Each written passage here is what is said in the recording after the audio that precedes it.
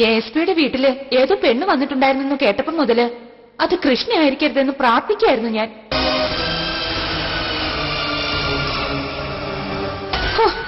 എന്തെങ്കിലും ദുർബുദ്ധി കാണിച്ചിട്ടുണ്ടെങ്കിൽ പിന്നെ ചെമ്പകശ്ശേരിക്കാരാണെന്നും പറഞ്ഞ് പുറത്തിറങ്ങി നടക്കാൻ പറ്റുമോ നമുക്ക്?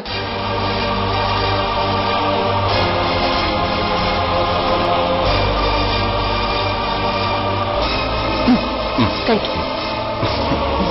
ശരി. അയ്യോ, ഒരു ചപ്പാത്തി കൂടി. അയ്യോ വേണ്ട, അതുകൊണ്ടാ. എനിക്ക് പിന്നെ ഞാൻ പായസം എടുത്തോണ്ട് വരാം. വേണ്ടാഞ്ഞിട്ടാ, പായസം പതിവില്ല. പിന്നെ പാൽ പായസമാണെങ്കിൽ വല്ലപ്പോഴും ഒരു സ്പൂൺ. എന്നാ പിന്നെ ഞാൻ ഇപ്പൊ ഉണ്ടാക്കിക്കൊണ്ട് വരാം. വേണ്ട രേണുജി, അതുകൊണ്ടാ.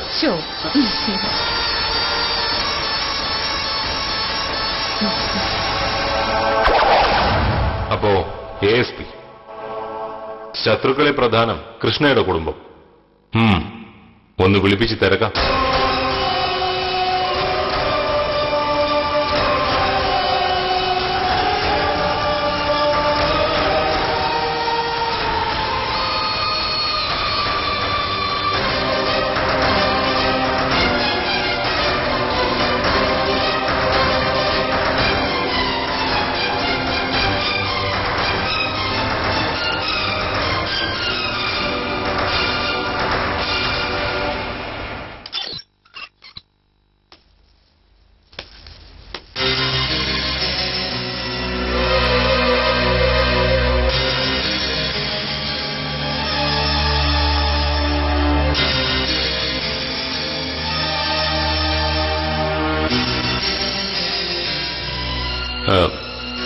കൃഷ്ണ. അതെ. വരൂ, കയറിയിരിക്കും.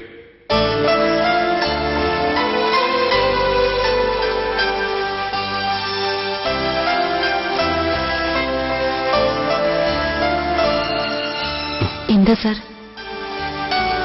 ഇങ്ങോട്ട് വിളിപ്പിച്ചതിൽ തെറ്റിദ്ധാരണയൊന്നും തോന്നണ്ട. ASP കമൽ റോയ് വധശ്രമ കേസ് അന്വേഷിക്കുന്നത് ഞാന്. ചില കാര്യങ്ങൾ ചോദിച്ചറിയാനുണ്ടായിരുന്നു. അതിനു വേണ്ടിയിട്ട് കൃഷ്ണയെ ഞാൻ ഓഫീസിലേക്ക് വിളിപ്പിച്ചാൽ മീഡിയാസ് അത് പ്രാധാന്യത്തോടെ റിപ്പോർട്ട് ചെയ്യും. നമ്മുടെ നാടിന്റെ അവസ്ഥ അറിയാലോ. ഒരിക്കൽ മീഡിയാസിൽ പെട്ടുപോയാൽ പിന്നെ നിരപരാധികൾക്ക് പോലും അത് തിരുത്തിയെടുക്കാൻ ബുദ്ധിമുട്ടാണ്. എനിക്ക് ആരെയും ബുദ്ധിമുട്ടിക്കണമെന്ന് ആഗ്രഹമില്ല. Thank you sir. Krishna, Chempakasseri പത്മനാഭന്റെ മകൾ. തിരിച്ചുവരവും ചെമ്പകശ്ശേരിയിലുണ്ടായ ഇഷ്യൂസും കുറച്ചൊക്കെ എനിക്കറിയാം. That is not the matter. വിഷയം കൃഷ്ണയുടെ ചേച്ചി ചന്ദ്രയും ASP കമൽ റോയും തമ്മിലുള്ള വിവാഹ തീരുമാനമാണ്. അതെങ്ങനെ മുടങ്ങി? അത് ഞങ്ങൾക്ക് താല്പര്യമില്ലായിരുന്നു. താല്പര്യമില്ലാതെ എങ്ങനെ ഈ വിവാഹ നിശ്ചയം നടക്കും? അതിനുശേഷമാണ് അയാൾക്ക് ചില സ്ത്രീകളുമായിട്ട് ബന്ധമുണ്ടെന്ന് ഞങ്ങൾ അറിഞ്ഞത്. ഏത് സ്ത്രീകൾ? ഒരാളെ മാത്രമേ എനിക്കറിയൂ. ദുർഗ. ദുർഗ? ഓക്കെ. നിങ്ങൾ ഈ വിവാഹം മുടക്കുമ്പോൾ സ്വാഭാവികമായും അയാൾക്ക് നിങ്ങളോട് ദേഷ്യം ഉണ്ടാവും. ഇത്രയും വലിയ പൊസിഷനിലിരിക്കുന്ന ഒരാളുടെ നാണക്കേട് അത് വിഷയമാണല്ലോ. അതിന് തൊട്ടു പിറകെ ചെമ്പകശ്ശേരിയിൽ നിന്ന് നിങ്ങൾ പുറത്താവുന്നു. അതില് അയാൾക്ക് പങ്കുണ്ടായിരുന്നു. അതൊരു കുടുംബ പ്രശ്നമായിരുന്നു. പക്ഷെ ഞങ്ങൾ അവിടുന്ന് പോന്നതിന് ശേഷം പല വിധത്തിൽ ASP ഞങ്ങളെ ഉപദ്രവിച്ചിട്ടുണ്ടായിരുന്നു. സോ നിങ്ങൾക്ക് വൈരാഗ്യം തോന്നിയിട്ടുണ്ട്. സ്വാഭാവികം. ചന്ദ്രയുടെ സ്റ്റാൻഡ് എന്തായിരുന്നു? വിവാഹം മുടങ്ങിയതിന്റെ പേരിൽ അയാളോട്? ഞങ്ങൾ പാവങ്ങളല്ലേ സർ. വിഷമം തോന്നിയാലും സഹിച്ചല്ലേ പറ്റൂ. ചന്ദ്രയ്ക്ക് ചിലപ്പോൾ കൂടുതൽ വൈരാഗ്യം തോന്നാം. അതും സ്വാഭാവികം. പിന്നെ നിങ്ങളെ സംരക്ഷിക്കുന്ന ശേഖരൻകുട്ടി, അയാളെയും കമൽ റോയ് ദ്രോഹിച്ചു എന്ന് പറഞ്ഞാൽ നിങ്ങൾക്കെല്ലാവർക്കും ഒരേ ഒരാളെ ഉള്ളൂ ശത്രു.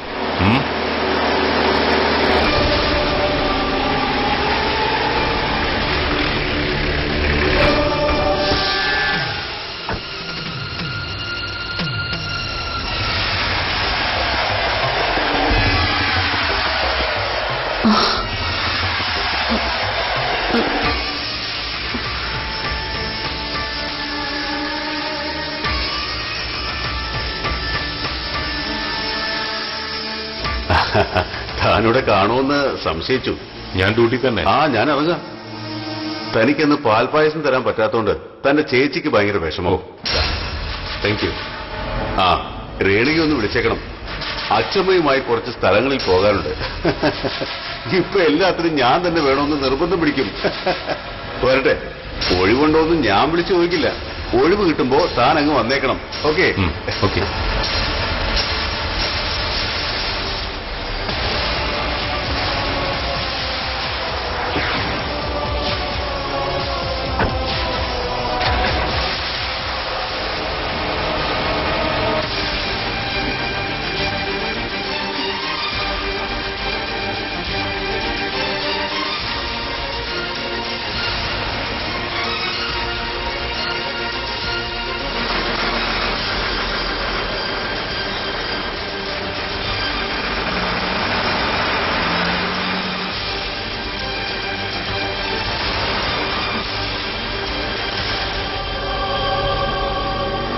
സാറ് അവരുമായിട്ട്? ആ, രേണുക ചേച്ചി അയൽവാസിയാ എന്ന് പറഞ്ഞാൽ ഞങ്ങൾക്ക് കുറച്ച് കടപ്പാടുള്ള കുടുംബമാണ്. സാർ ഇത്ര നേരം ചോദിച്ചു വന്നതിന്റെ അർത്ഥം എനിക്കിപ്പോഴാണ് മനസ്സിലായത്. ASPയെ കൊല്ലാൻ ശ്രമിച്ചതിന് ഞങ്ങളെ തന്നെ കുറ്റവാളികളാക്കണമെന്ന് പറഞ്ഞിട്ടുണ്ടോ സാർ? എന്റെ പേഴ്സണൽ റിലേഷൻസ് എന്റെ അന്വേഷണത്തെ ബാധിക്കില്ല. എനിക്ക് വിശ്വാസമില്ല സാർ. ഇനി സാറിനെ ചോദ്യം ചെയ്യണമെങ്കിൽ ഇങ്ങോട്ടൊന്നും വിളിപ്പിക്കണ്ട, സ്റ്റേഷനിലേക്ക് തന്നെ വരാം.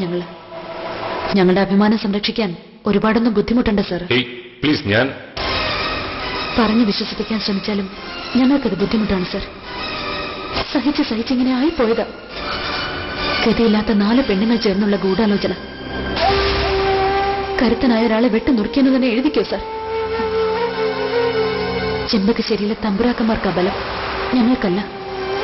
ഇറങ്ങട്ടെ സാർ. ഇതിനർത്ഥം ഇനി വിളിക്കില്ല എന്നല്ല.